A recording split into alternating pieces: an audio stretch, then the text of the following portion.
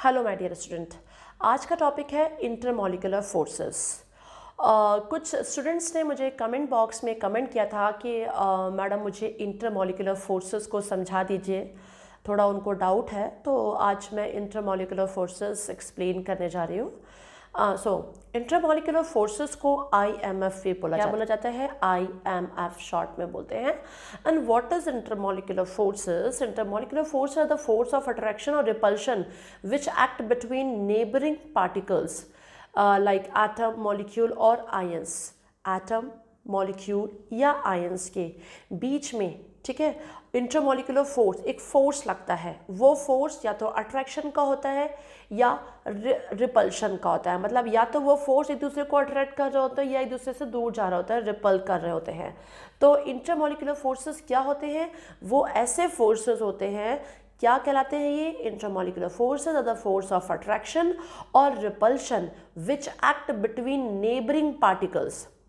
Neighbouring particles मतलब कि या तो वो एटम हो सकते हैं, एटम के बीच में लग रहे हो ये फोर्स, या वो मॉलिक्यूल के बीच में लगते हैं फोर्स, या ये आयंस के बीच में लगते हैं। तो एटम, मॉलिक्यूल या आयंस के बीच में अट्रैक्शन या रिपल्शन का जो फोर्स लगता है वो कहलाता है intermolecular forces. These force are weak. कैसे फोर्स होते हैं ये वीक फोर्स होते हैं compare to intramolecular forces. This is intermolecular force. ये आपके सामने मैं बता रही हूँ क्या है ये इंटरमॉलिक्यूलर फोर्स है, और एक होता है इंट्रामॉलिक्यूलर फोर्सेस। इंट्रामॉलिक्यूलर फोर्सेस बहुत ही स्ट्रॉन्ग फोर्स होते हैं। फोर्स ऑफ अट्रैक्शन में ये नाम आता है इनका इंट्रामॉलिक्यूलर फोर्सेस का, like covalent bond, ionic bond का। ये नीचे दिखाई पड़ा है covalent bond and ionic bond के सामने।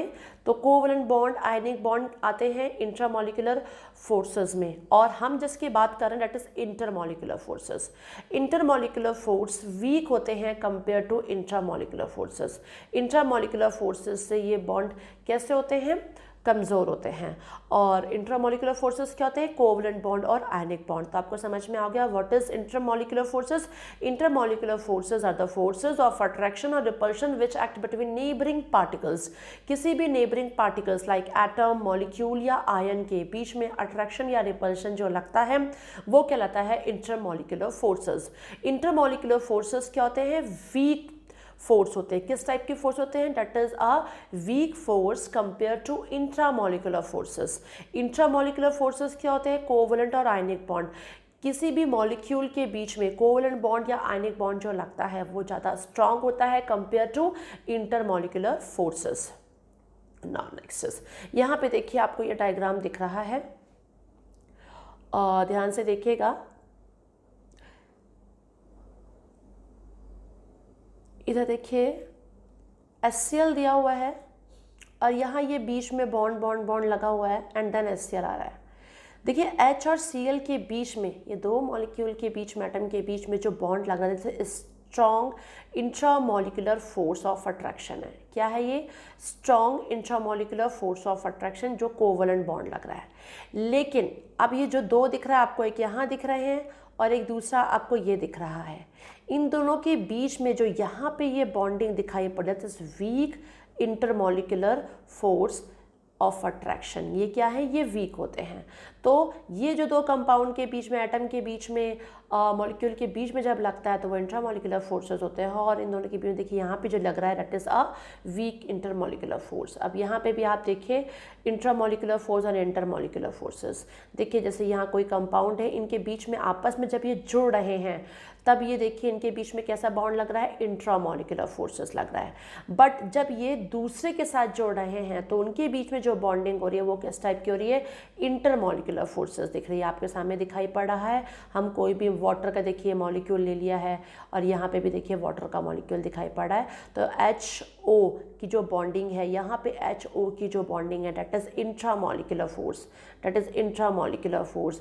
बट इन दोनों के बीच में जो यहाँ दिख रहा है वो क्या है? आपका इंटरमॉलिक्यूलर फोर्स। किस टाइप का है? इंटर। देखिए यहाँ पे पॉजिटिव चार्ज, यहाँ नेगेटिव चार्ज ये दिखाई पड़ रहा है कि किस तरीके से बॉन्ड आपके मतलब आयंस किस तरीके से आ रहे हैं, जा रहे हैं, इलेक्ट्रोफिलिक सब्स्टिट्यूशन जो रिएक्शन होता है हमारा वो चीज़ इसमें शो हो रहा है। तो इंटरमॉलिक्यूलर फोर्स और इंट्रामॉलिक्यूलर फोर्स का डायग्राम समझ में आया होगा कि किस तरीके से इंटरमॉलिक्यूलर फोर्स लग रहा है दो मॉलिक्यूल, एटम या आयंस के बीच में, और यदि इंट्रामॉलिक्यूलर फोर्स की बात की जाए तो वो किस तरीके से लग रहा है।